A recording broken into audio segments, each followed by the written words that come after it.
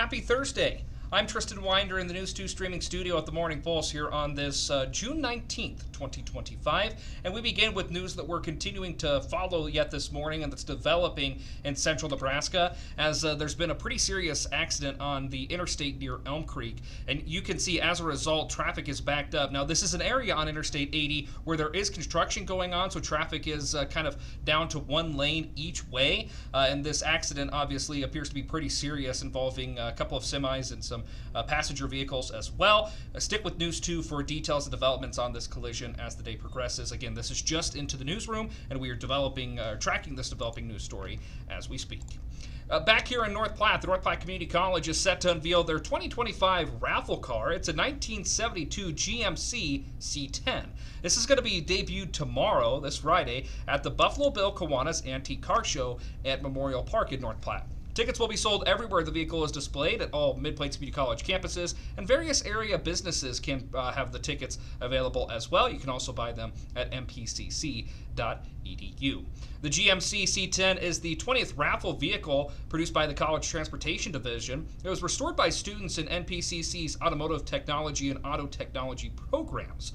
The vehicle features a Ross red poly paint, and it's a metallic black kind of to go and partner with that as well. A total of 10,000 raffle tickets will be offered with the cost of just $10 each. Again, the raffle car for North Platte Community College going to be on display tomorrow with the Antique Car Show and Parade. That's part of the Nebraska Land Ace Festival in North Platte.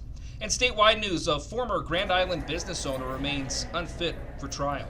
A judge says that Kelly Lepler is still incompetent to stand trial for the 46 counts of theft by deception. This means that she'll be continuing treatment, and she's pleaded not guilty to all 4 charges. She's been accused of defrauding customers between 2020 and 2023, taking money but never fully delivering on headstones. Police estimate the victim's losses to be more than $200,000.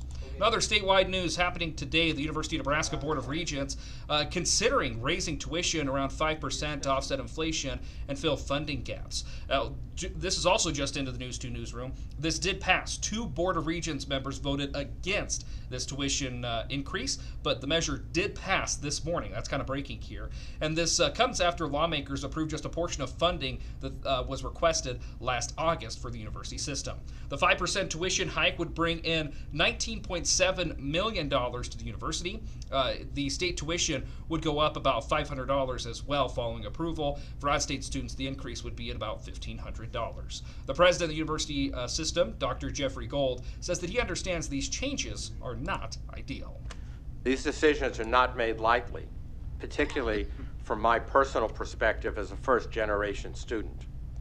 But they are necessary if we're to maintain the academic quality that Nebraskans expect and deserve from us. Again, the tuition rate did pass with 2 Board of Regent members voting against it, so the tuition rate increase going into effect for the University of Nebraska systems. Another statewide news today, Attorney General Mike Hilger's office is celebrating a win, getting rid of a rule requiring a minimum number of nursing hours at nursing home facilities. The Centers for Medicare and Medicaid Services published the rule, tripling hour requirements and added a staff ratio as well, which AG Hilger said would have made 97% of nursing homes in the state out of compliance. Courts agreed with the argument, saying that this exceeded authority in creating the rule. And lastly today in national news, today is Juneteenth, a time to commemorate the end of slavery in the U.S. That was when Civil War Major General Gordon Granger arrived at Galveston, Texas, and announced the end of slavery to the last enslaved population in the reunited country. It's the oldest celebration of its kind, but the nation's youngest federal holiday.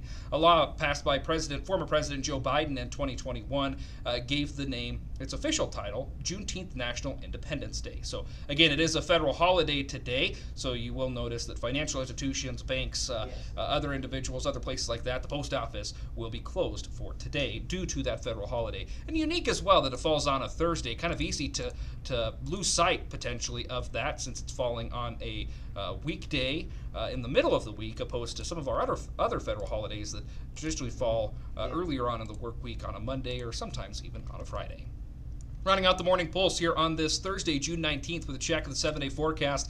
It's already feeling quite a bit warmer out there today than what we experienced yesterday. Temperatures approaching the mid-90s, but it gets even warmer tomorrow. Definitely want to be sure that you're dressing for the weather, staying hydrated, and if you're working outdoors, taking some breaks in the shade as you need it, as temperatures tomorrow will approach triple digits. Bit of a breeze may help a little bit with that.